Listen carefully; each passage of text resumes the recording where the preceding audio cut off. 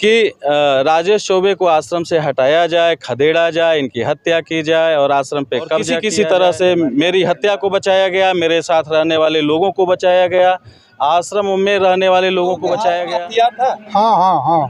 खुरपी बाकी ना गणासा लाठी नहीं था, खुरपी बाकी और हंसुआ। विगत 3 अक्टूबर को यहाँ पर उपद्रव की स्थिति में बहुत से लोग ऐसे आए हुए थे, भक्तों के अलावा, कि यहाँ पर लगता था कि कुछ होने वाला है। शासन प्रशासन भी यहाँ मौजूद था और कुछ हंगामे की आशंका से यहाँ पे लोग अलर्ट हो गए थे। और यहाँ के प्रमुख और आश्रम की देखभाल करने वाले ट्रस्ट के सचिव राजेश चौबे जी हैं। सर, सबसे पहले आपका चैनल में स्वागत है। आपका भी दिव्यलोक आश्रम परिवार में हार्दिक स्वागत है, अभिनंदन है। ये विगत 3 तारीख को जिस दिन पहला नवरात्र था, उस दिन किसी अनहोनी की आशंका थी क्या? क्यों ऐसा सोशल मीडिया पर तमाम चीज़ें आ रही हैं आपके बारे में? देखिए, आपको हम बता दें, तमाम चैनलों पे चल रहा है, शासन ने भी इसका संज्ञान लिया है। 3 तारीख को जो घटना हुई है, उससे पिछले रविवार को यहाँ एक चोरी पकड़ी गई थी। उस चोरी के दौरान पूछताछ पुलिस के दीनापुर के 2 युवक मिले थे, जिसमें उन्होंने आश्रम के एक इंदल को बताया कि वो भी इस चोरी में शामिल है। प्रशासन ने अपना काम किया और जब हमने कोई मुकदमा नहीं किया, गांव के लोगों के कहने पे हमने सबको छोड़ दिया। एक समझौता पत्र लिखा गया। बाद में इसको अफवाह के रूप में इस रूप में फैलाया गया कि राजेश चौबे ने ठाकुरों के लड़कों को छोड़ के और बिंद के लड़के को फंसा दिया है और पुलिस से स्वयं भी बहुत मारा है और पुलिस से भी पिटवाया है। हाँ। ऐसा कुछ इन्होंने जो भी भ्रम की स्थिति फैलाई हो। अच्छा, चोरी का रीजन क्या था? चोरी किस चीज़ की हुई थी? इनोवा गाड़ी से पिछले 12-14 महीने से धीरे धीरे चोरी शुरू हुई थी, जो हम लोगों की जानकारी में आ गई थी। और 2 बार गाड़ी से बोड़ा ही गायब हो गया था पूरा, मतलब जो प्रभु का जो इसमें वो पैसा रखते हैं। हाँ। तो उस क्रम में जब ये पता चला तो पिछले रविवार को एक हिमांशु नाम का लड़का पकड़ा गया और उसी ने सब कुछ बताया दौरान पुलिस पूछताछ की। और इसके बाद जो स्थिति फैलाई गई, वो केवल, मैं किसी समाज को गंदा नहीं कह रहा हूँ, कोई समाज गंदा नहीं होता है, हर समाज के कुछ लोग गंदे होते हैं। बिंद समाज को गंदा करने के लिए कुछ लोगों ने सोची समझी रणनीति के तहत बिंद समाज के कुछ लोगों को उकसाया और इसे बलवे का रूप दिया, हिंसा का रूप दिया, महिलाओं को उग्र किया, बच्चों को उग्र किया कि राजेश चौबे को आश्रम से हटाया जाए, खदेड़ा जाए, इनकी हत्या की जाए और आश्रम पे कब्जा किया जाए।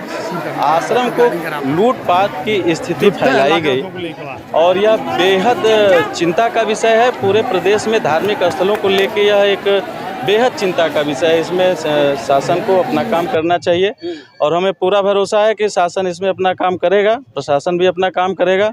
और प्रशासनिक अधिकारियों को मैं तहे दिल से धन्यवाद देना चाहता हूं कि उस दिन किसी भी बहुत बड़ी घटना को घटने से अगर किसी ने रोका है तो चौकी इंचार्ज बड़सरा, थाना अध्यक्ष करंडा और पुलिस के एसपी साहब ने मौके को संभाला और यहाँ पे तमाम थानों की फोर्सेज आईं और किसी तरह से मेरी हत्या को बचाया गया, मेरे साथ रहने वाले लोगों को बचाया गया, आश्रम में रहने वाले लोगों को बचाया गया, क्योंकि लोगों के हाथों में गणासे थे, बाकी थी, डंडा था। तो इस स्थिति में बलवा की स्थिति को फैलाने के लिए जो लोग जिम्मेवार हैं उनके खिलाफ सख्त से सख्त कड़ी कार्रवाई की जाए, ताकि भारतवर्ष में इस समय जो युग चल रहा है वह आस्था के केंद्र पे इस तरह से मजाक करने वालों के लिए सही नहीं है। माननीय योगीनाथ जी की अगुवाई में हमारा प्रदेश आगे बढ़ रहा है और मैं उनसे चाहूँगा कि सीधे तौर पे मीडिया को संज्ञान लेते हुए इस मामले में वो हस्तक्षेप करें और दोषियों पे सख्त से सख्त कड़ी कार्रवाई की जाए। इस पूरे दंगे को भड़काने में सतेंद्र बिंद नाम का एक लड़का है जो इसकी अगुवाई कर रहा है, वो पकड़ा जाएगा तो इसमें बहुत लोग बेनकाब होंगे और इसके पीछे भी बहुत लोगों का हाथ है और पिछले कुछ वर्षों से वो मेरी हत्या की साजिश कर रहे हैं और उनकी अंतिम साजिश सफल होने ही वाली थी, लेकिन प्रशासन के हत्या कौन करेगा बताइए आप? यही एक माननीय चौबे जी हैं जो कर्ज लेके आश्रम को चलाए हैं। जान लीजिए आप, एक दो नहीं, वो हमारे रिश्तेदार हम रिटायर्ड पुलिस इंस्पेक्टर हैं, बड़सरा के रहने वाले लक्ष्मण सिंह यादव नाम हमारा है। इनके सराहनीय योगदान को कोई भुला नहीं सकता है। यहाँ कुछ नहीं था, जंगल झाड़ था, लेकिन बाबा के आशीर्वाद से, बाबा के चमत्कार से इतने लोग दिखाई दे रहे हैं। बाकी कुछ नहीं, ये तो चंद मतलब ये जो अफवाह फैलाई गई थी ये गलत था। टोटल निराधार है, गलत है। अच्छा अच्छा अच्छा। अगर शासन नहीं होता तो क्या हो सकता था? बलवा हो सकता था। उन लोगों के हाथ में हथियार था। हाँ हाँ हाँ, अच्छा अच्छा। खुरपी बाकी ना गणासा लाठी नहीं था, खुरपी बाकी और हंसुआ ये सब लिए हुए थे।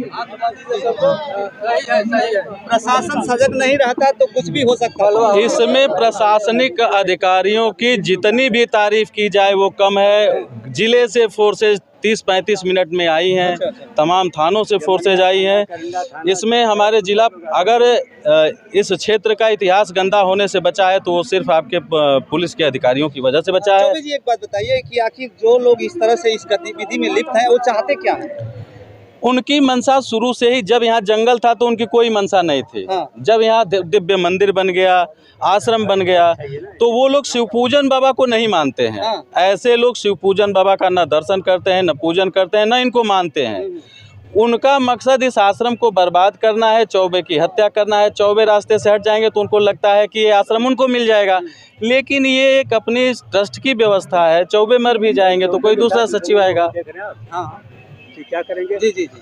तो अगर जिस रूप से इस घटने में संलिप्त लोगों ने इस चीज़ को आगे बढ़ाया, ईश्वर की बड़ी कृपा थी। और बेहद, रुक जाइए, बेहद अफसोसजनक एक बात है, जिनको लोग त्रिकालदर्शी अंतर्यामी प्रभु श्री शिवपूजन बाबा के रूप में पूजते हैं, उनके उपस्थित रहते हुए उनके आश्रम में इस तरह के निंदनीय कार्य का करना, किसी की हत्या का प्रयास करना, लूट का प्रयास करना, बलवा का प्रयास करना एकदम निंदनीय है।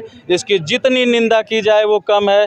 और इसमें दोषियों को खोज के प्रशासन अपना काम करेगा। बलवा होगा तो ऐसा संभव है? संभव है।